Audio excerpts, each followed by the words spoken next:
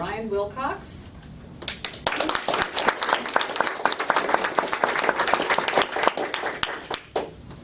Ryan Wilcox, what scares me? What scares me? Ryan Wilcox. What scares me?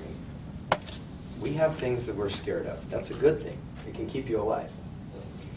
I don't have arachnophobia, per se. I can look at a spider. I can pick up a spider. And I'm okay with that. But if a spider's running across me and I don't see it, and I see it too late, I jump, I scream like a girl. I don't want them on me. My father was staying over at my house. And I was showing him our black widows that we have that keep coming out at night. I was the one carrying the flashlight. That was the second mistake. The first mistake was that we went out. The second one, we had the flashlight. We come around the corner, and I see one, and its web was right across the sidewalk. And it's a good thing I saw the shadow. Otherwise, we would have walked right into it. We were wearing shorts.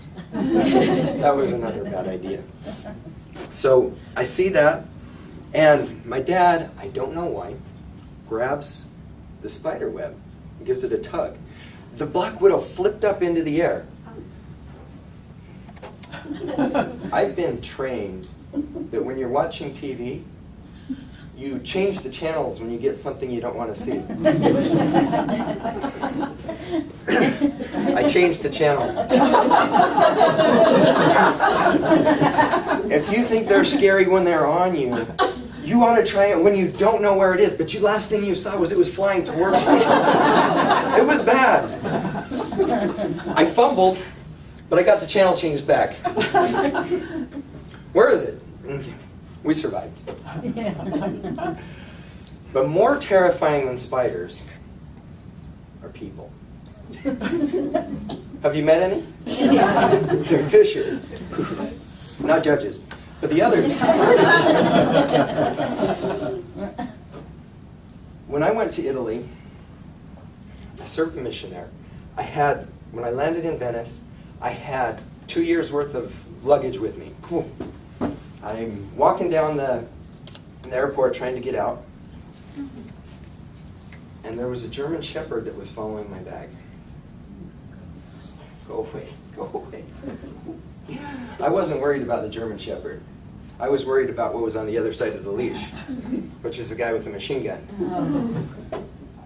I don't know if you've ever had a machine gun pointed at you before, but I recommend against it. It's not that fun. Metti I tuoi villaggi lì. I don't know if you got that, but I didn't. What? He pointed the gun that way. Okay, so I get my luggage over there, and apri. I think that means open him up. So I open up, and he says, "Hai qualche medicina?" I had been studying the language for 2 months, but I didn't know what any of that meant. This was foreign to me. Medicine. Oh, okay. I have vitamins. Oh, vitamina. That worked. He said, okay, good enough. So I get that, and I'm out of there. That wasn't even the worst thing that happened that day. That wasn't even the scariest thing. The next thing is they put us in this little VW bus, and then they get us on the Autostrada. If you don't know what the Autostrada is, you may have heard of the German Autobahn. It's the same thing, but they're going, "Que cosa fai?" That's the only difference. You're just racing there for your life, and you've got things going on. I didn't know how to pray, so I went there. Next, because of my fear of people, I learned martial arts. So I'm a second-degree black belt. I figured that if you know how to kill somebody, it makes them less intimidating. I taught for 10 years, and my students seemed to agree with that. That's why they took it. But they didn't like my first rule, I would say. The best defense, if you don't know what it is run and scream like a girl. Is that politically correct? But it works on spiders, too. So I was with my sensei, and we were doing a demonstration for sparring. And we were showing different things. We were at the point where we were showing what you do when your opponent is injured. And so my sensei leans over and says, kick me a little hard. I can kick a little hard. Okay, so we're there, facing off. And I catch him, and he grabs, and he goes down. And I do what I'm supposed to do, which is turn around and face this way. What I didn't hear, that everyone else heard, was crack.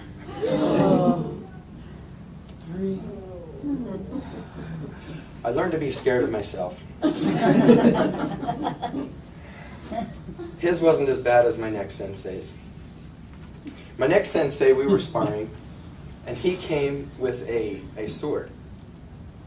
And I was defending with a staff. He was intimidating, he was big. It was as intimidating as the gun. Serious. So I parry, and he turns around and screams. I come up to him and say, are you all right? Fortunately, there were other black belts there, because two of them grabbed me and hauled me to safety very quickly. The doctor said if I would have gone 1/8 of an inch further, I would have ripped his nose clean off his face. A week later, he had a sinus infection. Oh, no. It's good to have fears. It's good to know your limits and be afraid of what you can do, because there is no one who can get you into more trouble than yourself. Thank you.